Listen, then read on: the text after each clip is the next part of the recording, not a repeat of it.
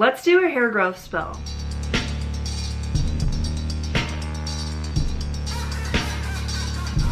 Hello everybody and welcome back to the Farmhouse Witch YouTube channel. If you don't know me, my name is Bonnie, and today, as the title implies, we're gonna do a hair growth spell. I have been doing this spell for years, over 12 years since I first started. I actually found it on YouTube years back by 𝒂𝒊𝒏𝒆𝒔𝒔. I don't believe 𝒂𝒊𝒏𝒆𝒔 posts videos anymore, but I will link her channel below so you can check her out. In that video, she pulls from this book, which is the Teen Spell Book by Jamie Wood. This is a Wiccan-centered spell book, just FYI if you plan to get this, but I will say the spells in here are very good, pretty decent for a teen spell book. I actually pull from a few of these in my own practice. And just for reference, my credentials are this is how long my hair is. I'm freshly postpartum, 3 months, and I am experiencing some hair loss, which is kind of what prompted me to film this. Yes, if you don't know, after you have a baby, sometimes you do experience hair loss because of all the hormones. I also recently cut 3 inches off of my hair and it still looks like this. It has always looked like this. It's looked like this for years.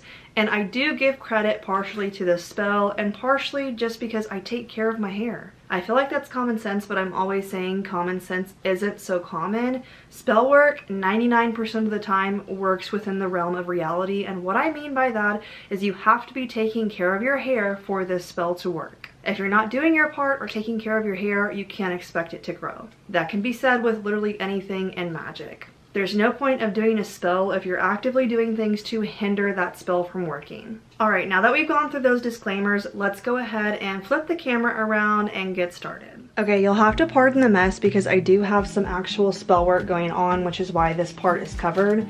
Now from my garden for this spell, I have clipped some roses. If you have the ability to get some fresh roses from a garden, that would be best. I'm not saying that it won't work if you have to use dried petals. That's totally fine. Use what you have access to. Also, if you have a bouquet that was given to you by somebody that loves you, that would be perfect for this as well. And obviously, this is a teen spell book. If you want to add some more spiciness or sexy energy, I recommend adding hibiscus. But as always, never use a spell book as a cookie cutter type spell. Add whatever you want. What works for you is going to be the most potent. Now for this spell, we're going to take some roses, and let me put my basket down before I begin to knock things over. That camera angle was not working, so I had to readjust. For the basics, you're going to need your hairbrush, your shampoo, and your conditioner, and then your roses. You can add whatever else you like. I have a hair clip here. I use this almost daily, and I also have some hair growth vitamins. As I mentioned, I am freshly postpartum, and I'm experiencing some hair loss because of that, and I want to spark some new growth. I'm a firm believer in witchcraft does not have to go against science. I am a firm believer in science. These vitamins are something that works for me in the physical, and I want to add spiritual to that for some extra oomph. For your herbs, you can do this a few different ways. You can lay your herbs out and then set your objects on top of them, or you can put them in a circle around your objects. I like to do the circle method, and usually I will pick my petals off individually and I will make a full circle all the way around my products. For the sake of time, I'm not going to do that in this video. I am just going to lay out my roses in a circle around the products.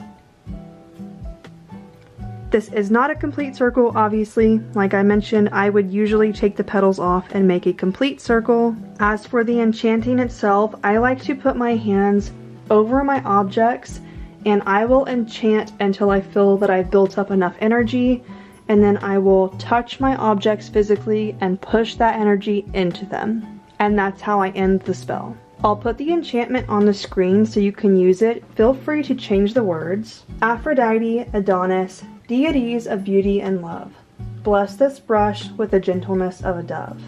By my will and pure desire and the shower, infuse the shampoo and conditioner with power. My hair will grow longer, my hair will grow stronger.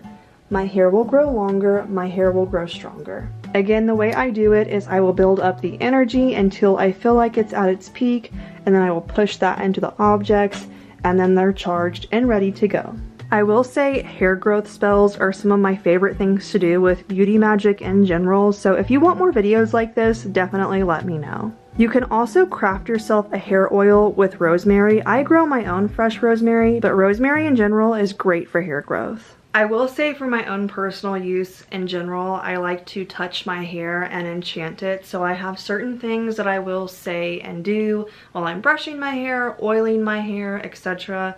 I'm not going to share all of those because obviously some things are still personal in my craft. But I hope that you guys enjoyed this video. You'll have to let me know if you try it and you see good results. As always, I hope that you guys have an amazing day and I will see you in the next video. Bye.